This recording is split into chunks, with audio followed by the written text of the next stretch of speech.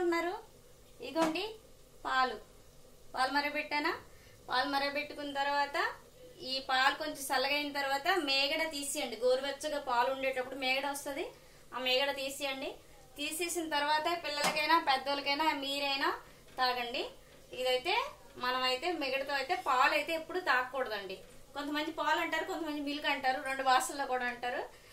అందుకోసం 3-4 భాషలు కూడా అంటారు, 10 భాషలు కూడా అంటారు. మన మాతృభాషలో అయితే మనం పాలు అంటాము, మన తెలుగులో పాలు. సరేనా?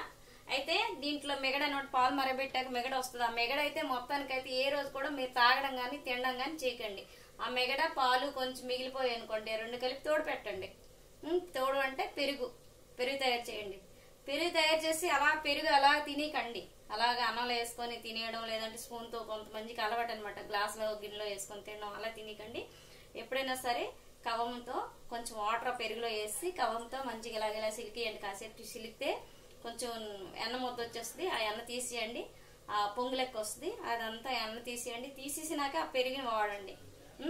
లేదంటే మాకు సైడ్లు తగ్గాలని ఎక్సర్సైజులు చేయడం, లావెక్కిపోయాము అనేసి ఎక్సర్సైజులు చేయడం, ఇలాంటివన్నీ చేసేకంట ముందుగా అంటే మనం జాగ్రత్త పడాలి. ఇలాంటి ఎన్నలు నెయ్యిలు తింటే మనం కొవ్వెక్కిపోయి సైడ్లు బలిసిపోకపోతే మరి మనకు తగ్గడం అంటే ఎలా తగ్గుతుందండి? పొట్ట వచ్చేస్తుంది ఇవన్నీ అంటే ఆ పొట్ట రాకూడదు, మనకి సైడ్లు పెరగకూడదు అనుకునేటప్పుడు పాల్లో మెగడ కంపల్సరీ తీసేయాలి.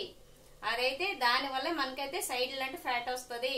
అది రాకుండా ఉండాలంటే, ఫ్యాట్ పెరగకుండా ఉండాలంటే మేగడైతే తినకూడదు. తింటే కంపల్సరీగా మనకు సైడ్లు అయితే మొత్తానికైతే బాగా బలుస్తాయి. అవి తగ్గించుకోవడానికి చాలా చెమట కారించుకొని చాలా శ్రమ పడవలసి వస్తుంది. అలా కాకుండా ముందే మీరైతే ఇంట్లో మీ మమ్మీలు అయినా సరే, మీ ఆవిడలు అయినా సరే, మీ అక్కలైనా సరే, ఎవరైనా మీ వదిలి ఎవరున్నా సరే ఆ మేగడైతే తీసేసి మీరు పక్కన పడేసి అది పెరుగులో వేసుకుంటారో ఏం చేసుకుంటారో చేసుకొని, అప్పుడు ఎందుకు పెరుగులో వేసుకొని చిలికేసి తీస్తే ఎన్న అయితే ఆ ఎన్న మరగబెడితే నెయ్యి అవుతుంది, పూజకి పనికి వస్తుంది కదా. లేదు ఏవైనా ఫ్రై చేయాలనుకుంటారా, చేసినప్పుడు అందులో వేసుకుంటే మంచి స్మెల్ వస్తుంది కదా. ఎందుకు వేస్ట్ చేయడం? అలాగా మెగడ మన ఒంటికి ఆరోగ్యం పోగొట్టుకోవడం. మెగడ తినేసి పాల మెగడ తినేసి పొట్ట పురుగులు కూడా అయిపోతాయి పాల మెగడ తింటే.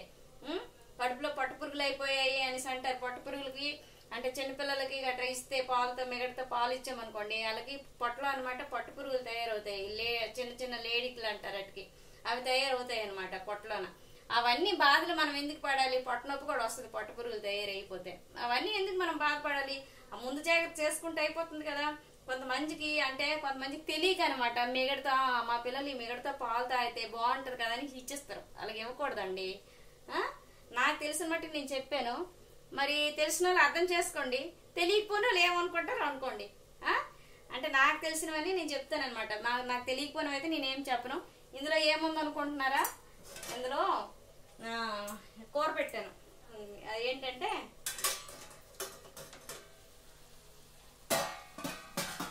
కూర పెట్టాను. ఇందులో ఇగోండి చూసారా, ఇగోండి కూర అయితే పెట్టాను. ఏం కూర అనుకుంటున్నారు? క్యారెట్ కూర. బాండా జారుతుంది గట్టిగా ఆయిల్ వల్ల. ఇగోండి చూసారా, కూర అయితే పెట్టాను నేను. ఏంటో అనుకుంటున్నారా? బాండాలో ఏంటి ఉంది అనుకుంటున్నారు? బాండాలో అయితే ఇది ఉంది. ఏం కూర అనుకుంటున్నారు? క్యారెట్ కూర.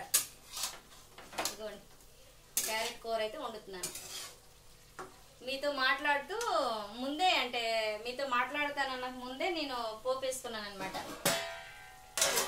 అదో పక్కన ఉడుకుతుంది, ఈ పక్క పాలు మరిగాయి. పాలు కోసం మీకు చెప్పాను నేను.